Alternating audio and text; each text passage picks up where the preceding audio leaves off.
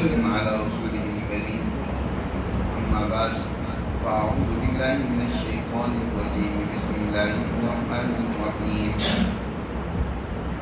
هل أتاك حديث ضيف إبراهيم المكرمين إذ دخلوا عليه فقالوا سلاما قال سلام قوم منكرون فراغ إلى أهله فجاء بعجل سمين فقربه إليهم قال ألا تأكلون فأوجس منهم خيفة قالوا لا تخف وبشروه بغلام عليم فأقبلت امرأته في صرة فصبت وجهها وقالت عجوز عظيم قالوا كذلك قال ربك إنه هو الحكيم العليم قال فما خطبكم أيها المرسلون قالوا إنا أرسلنا إلى قوم مجرمين لنرسل عليهم حجارة من طين مسومة عند ربك للمسرفين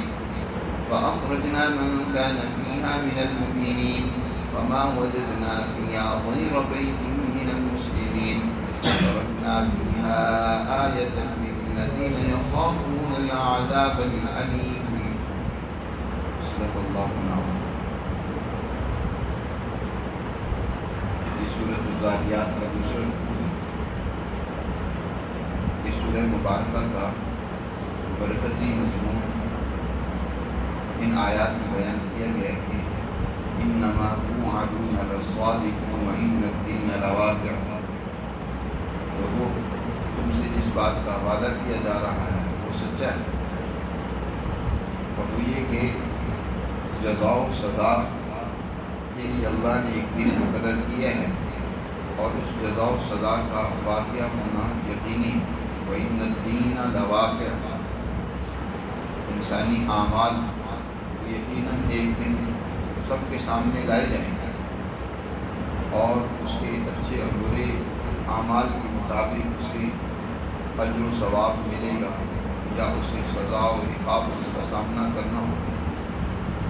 اس پر اللہ نے یہاں سے 5 نمونوں سے 5 ایسے واقعات سے بطور نمونہ کے عبرت دلائی کہ یہ جزا و سزا کا قانون صرف وہاں کل قیامت کو ہی نہیں ہوگا بلکہ دنیا میں بھی اللہ کا یہ جزا و سزا کا قانون ہمیشہ سے جاری ہے. تم دیکھ سکتے ہو جن قوموں نے دنیا میں بھی برائیوں، خرابیوں اور ظلموں کا ارتکاب کیا، اللہ نے دنیا میں بھی انہیں سزا نشان عبرت بنایا. اس حوالے سے بطور نمونہ کہ اللہ نے یہاں 5 واقعات ذکر کیے ہیں. سب سے پہلا واقعہ حضرت لوط علیہ السلام جس قوم کی طرف مبعوث ہوئے تھے، جسے قوم لوط کہا جاتا ہے، اس کی تباہی ہوئی. لیکن لوط علیہ السلام کیونکہ مستقل پیغمبر نہیں بلکہ حضرت ابراہیم علیہ السلام کے تابع اور ویسے بھی نسب میں ان کے بھتیجے حضرت ابراہیم علیہ السلام نے ہی انہیں قوم لوط کی طرف مبعوث کیا تھا، یعنی کی تشکیل کی گئی. اس لیے حضرت ابراہیم علیہ السلام کا واقعہ بطور تمہید کے پہلے ذکر کیا. وہ عذاب کے فرشتے حضرت ابراہیم علیہ السلام کے پاس پہلے آتے ہیں. قرآن نے ان الفاظ میں اس کو ذکر کیا، هل اتاک حدیث ضیف ابراہیم المکرمین. کیا تم تک پہنچی ہے خبر ابراہیم علیہ السلام کی معزز مہمانوں کی؟ نوجوان خوبصورت انسانی لباس میں حضرت ابراہیم علیہ السلام کے پاس یہ فرشتے آئے جن کی تعداد مختلف روایات میں آتی ہے 11 یعنی. حضرت ابراہیم علیہ السلام کے پاس جب آئے تو آتی انہوں نے سلام کیا. اذ دخلوا علیہ فقالوا سلاما. جب ابراہیم علیہ السلام کے پاس پہنچے تو انہوں نے سلام کیا. حضرت ابراہیم نے بھی سلام کا جواب دیتے ہوئے کہا قال سلام. قرآن مجید کی اس آیت سے ضمناً ایک اور مسئلہ بھی سمجھ لیا جائے کہ سلام یا سلام کا جواب کے لیے السلام علیکم کے الفاظ ضروری نہیں ہوتے. لفظ سلام السلام. حضرت ابراہیم علیہ السلام نے جواب میں کہا سلام، تم پر بھی سلامتی ہو. اس طرح جواب میں سلام کے الفاظ کا ذکر ہو، وعلیکم السلام کہہ دیا جائے، یا اس طرح کا کوئی اور صرف لفظ سلام بھی کہہ دیا جائے، اس سے بھی سلام کا جواب ہو جاتا ہے۔ حضرت ابراہیم علیہ السلام نے جواب میں کہا قال سلام، تم پر بھی سلام کیا۔ قوم منکرون، سلام کلام ہو ہی رہا ہے، حضرت ابراہیم علیہ السلام دل میں کہہ رہے ہیں کہ یہ بیچارے لگتے ہیں کہ دور دراز سے ہیں، یہ ایسے لوگ ہیں جو اس علاقے کے لیے قوم منکرون، یہ اجنبی لوگ ہیں، جانے پہچانے نہیں، دور سے آئے ہوئے ہیں، لیکن ابھی ان کے حال و احوال یا ان کا تعارف کروانے سے پہلے حضرت ابراہیم علیہ السلام کو فکر لاحق ہوئی کہ دور سے مہمان آئے، پہلے تو انہیں کچھ کھانے پینے کا انتظام ہونا چاہیے، چلو تعارف بعد میں کروایا جائے گا۔ حضرت ابراہیم علیہ السلام کی مہمان نوازی بہت مشہور تھی، کوئی بھی مسافر آتا، بلکہ حضرت ابراہیم علیہ السلام کے بارے میں آتا ہے کہ وہ مسافروں کے اور مہمانوں کے انتظار میں رہتے تھے، وہ آتا تو اس کے ساتھ مل کر کھانا کھاتے تھے۔ اسی طرح کا واقعہ حدیث مبارکہ میں آتا ہے کہ حضرت ابراہیم علیہ السلام کے پاس ایک بوڑھا مسافر بلایا گیا اور ان کے ساتھ کھانا، حضرت ابراہیم علیہ السلام بھی بیٹھ کر کھانے لگے۔ حضرت ابراہیم نے کہا کہ اللہ کا نام لے کر شروع کرو۔ وہ بوڑھا کہنے لگا میں تو اللہ کو نہیں مانتا۔ حضرت ابراہیم علیہ السلام کو جوش اور جذبہ پیدا ہوا کہ عجیب بات ہے، اللہ کی نعمتیں کھا رہا ہے اور کہتے ہیں میں اللہ کو نہیں مانتا۔ کھانا ان سے کھینچ لیا اور کہا کہ ٹھیک ہے تم اللہ کو نہیں مانتا تو اللہ کی نعمت بھی کھانے کا حق نہیں رکھتے، جاؤ تم اپنے سفر کرو۔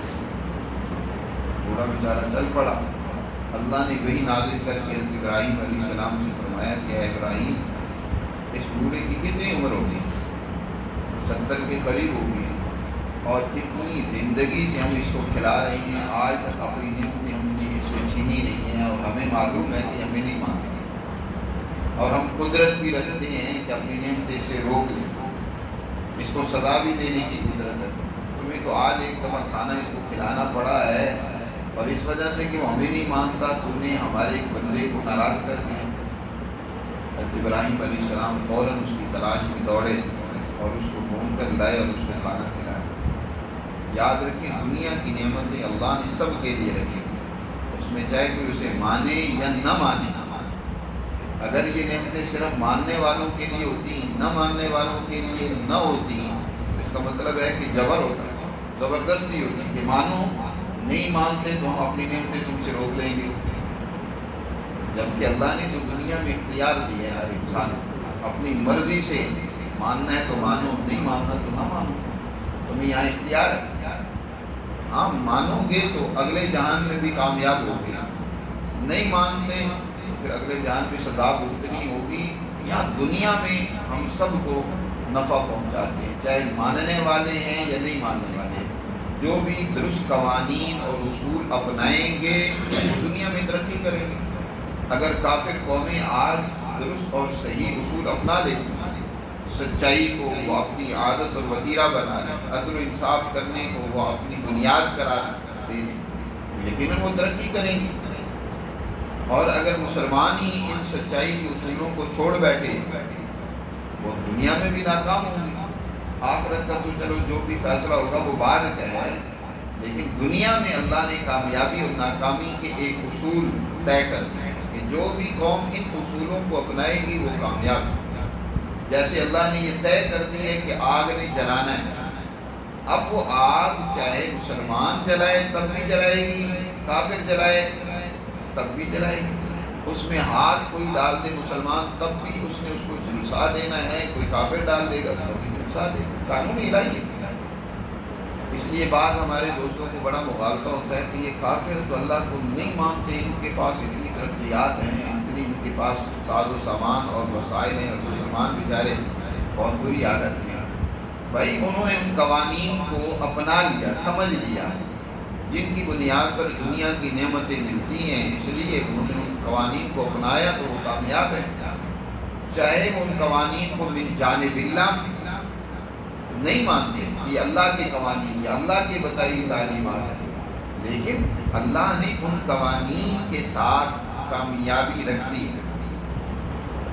انہوں نے آج کچھ سچائی کے قوانین کو، جو اصل تو اسلام کے قوانین تھے، اصول تھے، ضابطے تھے، عدل و انصاف کرنا، انسانیت کے مسائل حل کرنے کے لیے تمہارے اندر ایک جذبہ ہونا، رواداری کا، انسانیت کو اس کے دہلیز پر انصاف دینے کا، مسلمانوں نے جب تک یہ کام کیے ہیں، دنیا میں سب سے بڑی سپیریئر قوم تھی، دنیا میں سب سے بڑی طاقتور کامیاب قوم ہے۔ اور آج انہوں نے ان کو چھوڑ کر مفاد پرستی، لالچ، خود غرضی اس کو اپنی عادت بنا لی ہے، تو آج دنیا کے ذلیل ہو رہے ہیں دنیا میں۔ تو حضرت ابراہیم علیہ السلام کے پاس جب مہمان آئے تو سلام و کلام کے بعد فوراً ان کے دل میں خیال آیا کہ ان کی مہمان نوازی کرنی چاہیے، تعارف چلو بعد میں ہوتا رہے گا۔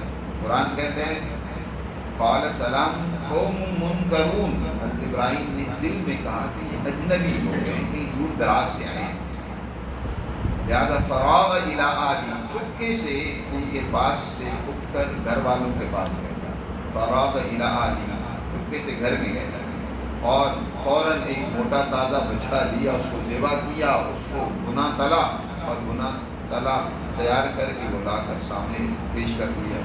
قرآن نے اس کا بھی تذکرہ کیا، فراغ الی آلی فجاء بعجل سمین، چپکے سے گھر والوں کے پاس گئے اور ایک موٹا تازہ بچڑا بھنا ہوا وہ لے کر آئے، بعجل سمین فقربہ الیہم، اور اس کو ان کے سامنے رکھ لیا۔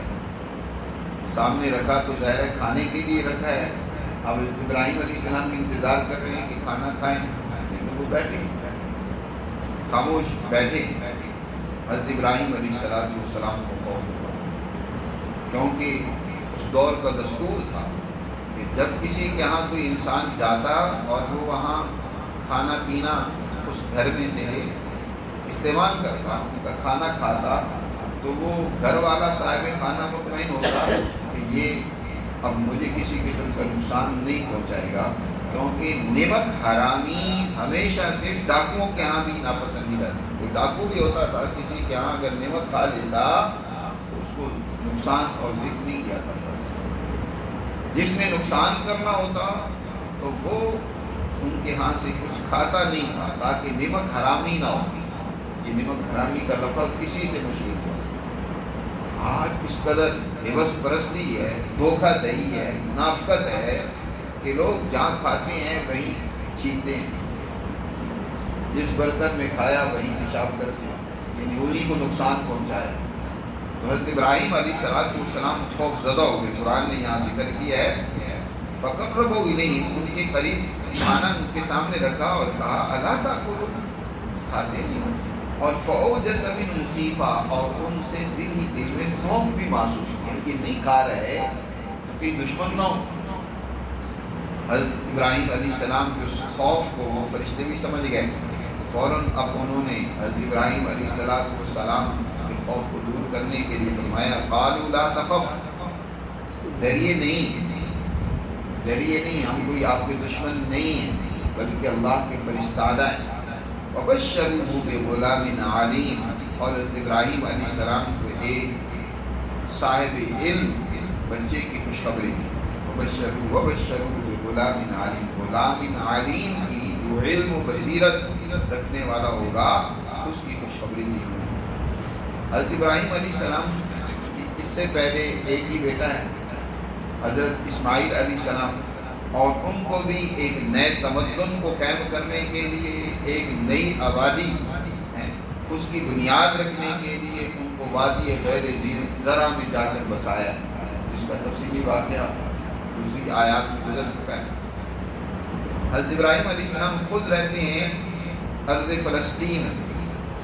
یاد رکھو دنیا میں اس وقت ابراہیم علیہ السلام نے اپنی تعلیمات کو انسانیت میں پھیلانے کے لیے، ان کو غالب کرنے کے لیے دو مراکز تشکیل دی۔ ایک مرکز تو مکہ المکرمہ کا تھا، کیونکہ یہ وہ سنٹرل ہے، یہ وہ ہب ہے دنیا کا کہ جہاں مشرق کا مغرب سے اور مغرب کا مشرق سے رابطہ ہوتا ہے۔ جس قدر بھی مشرق کے وسائل مغرب میں، یورپ میں، افریقہ میں جاتے ہیں تو درمیان میں یہاں سے گزر کر جاتے ہیں۔ مغرب اور افریقہ سے آنے والے وسائل جب مشرق کی طرف آتے ہیں تو یہاں سے گزر کر آتے ہیں۔ یہ درمیانی وہ مرکزی جگہ ہے۔ حضرت ابراہیم علیہ السلام نے اس کی آباد کاری کے لیے، اس سینٹرل کو آباد کرنے کے لیے اسماعیل علیہ السلام کو یہاں ٹھہرایا۔ ان کی والدہ کو جمعے میں تفصیل سے اس پر بات ہوئی تھی کہ کس طرح حضرت ابراہیم علیہ السلام جب اپنی اس اولاد کو یہاں ٹھہرا رہے ہیں تو اللہ کے حضور التجا کر رہے ہیں، دعا کر رہے ہیں۔ حضرت ابراہیم علیہ السلام اور انبیاء کی دعا یاد رکھو محض ایک تمنا اور آرزو نہیں ہوتی، بلکہ اس کے پیچھے ان کی مسلسل جد و جہد اور فکر موجود ہوتی ہے۔ حضرت ابراہیم علیہ السلام نے دعا میں اللہ سے 3 چیزیں طلب کی۔ پہلی چیز تو رب اجعل ھذا بلدا آمنا وارزق اہلہ من الثمرات، اے اللہ اس جگہ کو بلد بنا دے۔ بلد اس شہر کو کہتے ہیں جہاں انسان کی ضروریات کی تمام چیزیں موجود، تمدن ہو، بازار ہو، انتظامیہ ہو، وہاں ہر طرح کے نعمتوں کی فراوانی ہو، لوگ مل جل کر رہتے ہوں، جہاں تمدن ہوتا ہے اس کو بلد کہا جاتا ہے۔ حضرت ابراہیم نے پہلی دعا تو یہ کی کہ یا اللہ ایک بہترین تمدن یہاں موجود ہے، اور پھر وہ متمدن علاقہ یا وہ شہر یا وہ ملک جب تک اس میں امن نہ ہو، بدامنی ہو، خوف ہو، انتشار ہو، وہ بھی نظام زیادہ دیر چل نہیں سکتا۔ وہاں انسانی صلاحیتیں وہ نکھر نہیں سکتی، انسان اپنے عقل و شعور سے کام نہیں لے سکتا۔ ہر وقت خوف مسلط ہو، انسان کی عقل بھی سوچنے کے قابل نہیں رہتی۔ اس لیے اگلی دعا میں اللہ سے مانگا اور طلب کیا بلدن آمنا، اے اللہ امن بھی عطا فرما، اس شہر کو امن والا شہر بنا۔ پھر جو تیسری سب سے بڑی نعمت ہوتی ہے دنیا کے اندر وہ رزق ہے۔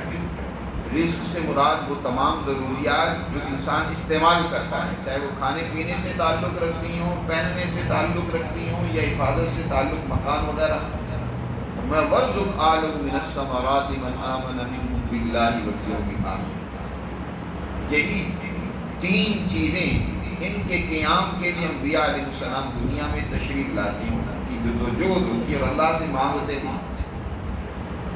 ایک اعلیٰ تمدن قائم کرنا، یعنی دنیا میں آبادیوں کو بسانا اور انسانیت کے لیے ایک بہترین تمدن اور اتفاقات کا نظام قائم کرنا، سہولتوں کا نظام قائم کرنا جہاں انسانی تمام ضروریات آسانی سے پوری ہوتی ہیں، اور پھر امن قائم کرنے کی کوشش کرنا، اور تیسرا یہ کہ وسائل کو منصفانہ طریقے سے مل بانٹ کر کھانا اور استعمال کرنا، معاشی خوشحالی۔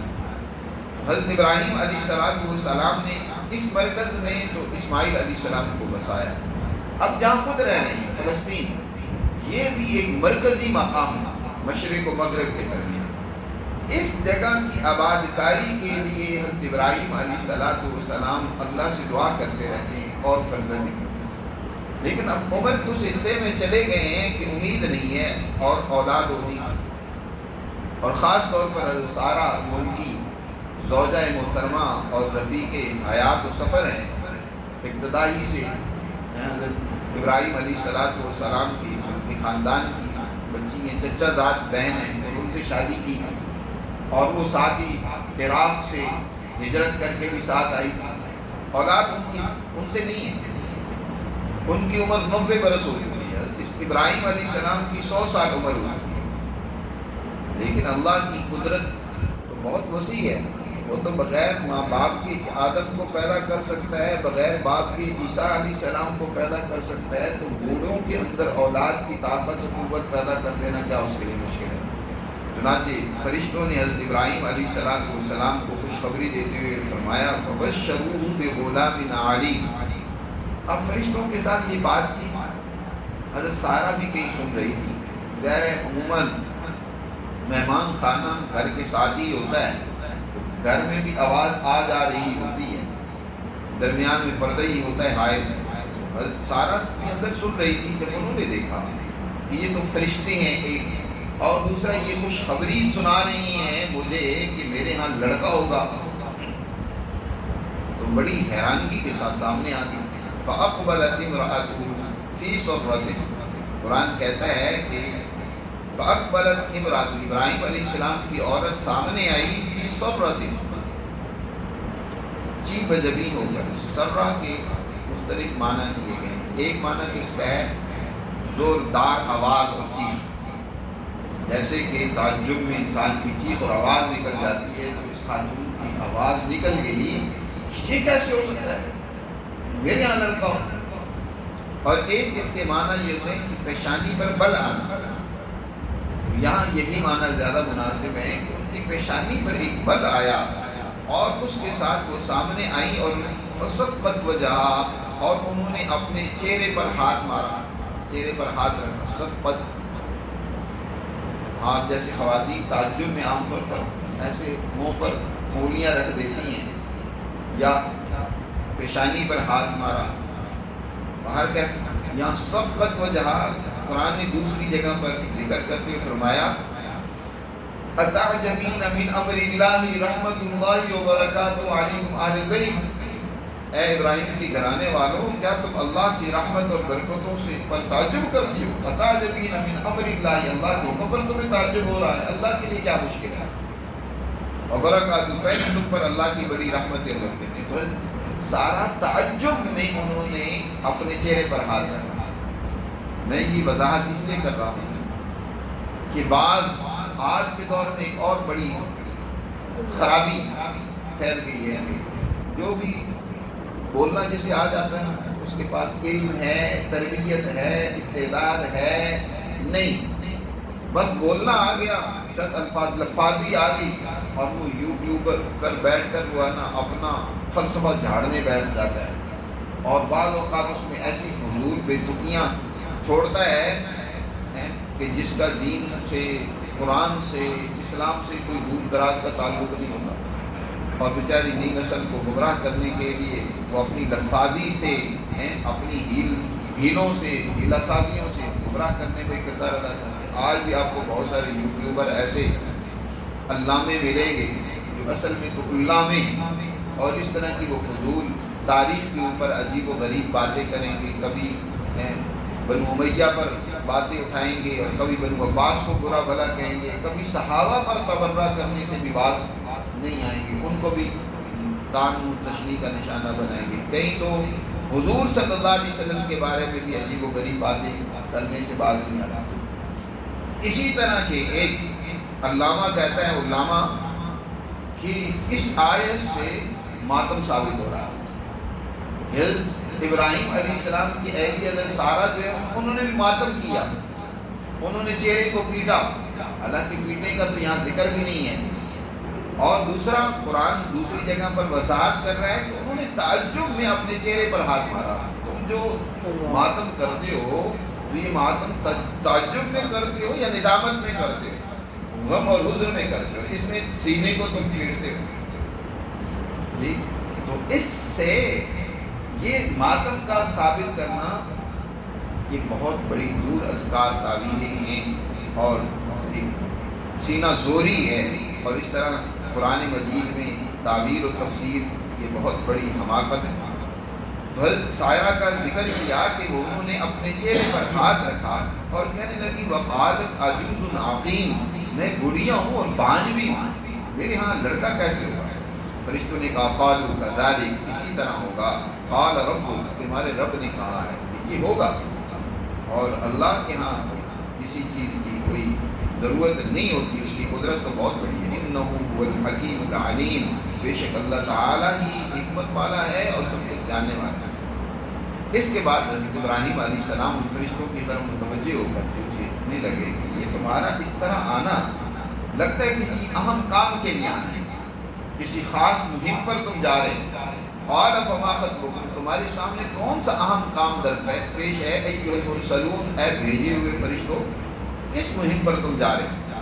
انہوں نے بتایا قالوا انا ارسلنا الی قوم مجرمین، کہ بے شک ہم کو بھیجا گیا ہے مجرم قوم کی تباہی کی طرف۔ ایسی قوم کی طرف جو مجرم، یعنی قوم لوط کو تباہ و برباد کرنے کے لیے ہم آئے ہیں۔ لِنُرْسِلَ عَلَيْهِمْ حِجَارَةً مِّن طِينٍ، تاکہ ہم ان کے اوپر چھوڑیں پتھر من طین، کنکر سے، مُصَوَّمَةً عِندَ رَبِّكَ، جن کے اوپر نشان لگا دیا گیا ہے مسرفین کے لیے، حد سے تجاوز کرنے والوں کے لیے۔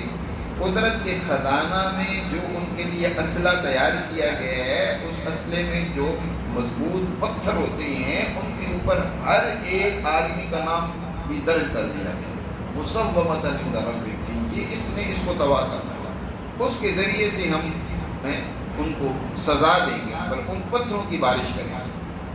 فاخرجنا، اگلا سوال ہوا، وہاں تو لوط علیہ السلام بھی ہیں جو اللہ کے برگزیدہ بندے ہیں، میرے بھتیجے ہیں، اور انہوں نے اس قوم کو تو تباہی سے، ان خرابیوں سے بچانے کے لیے بڑی کوشش کی ہے۔ ان فرشتوں نے اس کا جواب دیتے ہوئے خود ہی کہا کہ ہم نکال لیں گے من کان فیہا من المؤمنین، جو وہاں ایمان والے جو ہے وہ وہاں نہیں رہیں گے، ان کو پہلے ہی وہاں سے نکال لیں گے۔ فما وجدنا فیہا غیر بیت من المسلمین، اللہ تعالیٰ ارشاد فرما رہے ہیں کہ وہاں ہم نے سوائے ایک گھرانے کی کسی اور کو مسلمان نہیں پائے، کافر تھے، سوائے لوط علیہ السلام کے گھرانے کے اور کوئی نہیں مسلمان۔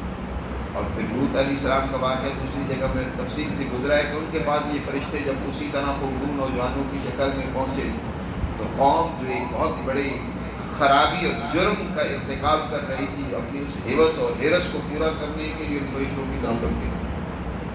اللہ نے فرشتوں کے ذریعے سے فرمایا کہ تم یہاں راتوں رات نکل جاؤ، اللہ کا عذاب اس قوم پر آیا چاہتا ہے۔ تفصیلات دوسری جگہ پر گزر چکی ہیں۔ فَأَخْرَجْنَا مَنْ كَانَ، پس نکال دیا ہم نے ان کو جو اس میں ایمان والے تھے۔ فَمَا وَجَدْنَا فِيهَا غَيْرَ بَيْتٍ مِّنَ الْمُسْلِمِينَ، پس نہیں پایا ہم نے اس آبادی اور بستی میں سوائے ایک گھرانے مسلمان والوں، ایک مسلمانوں کا گھر تھا، اس کے علاوہ اور نہیں۔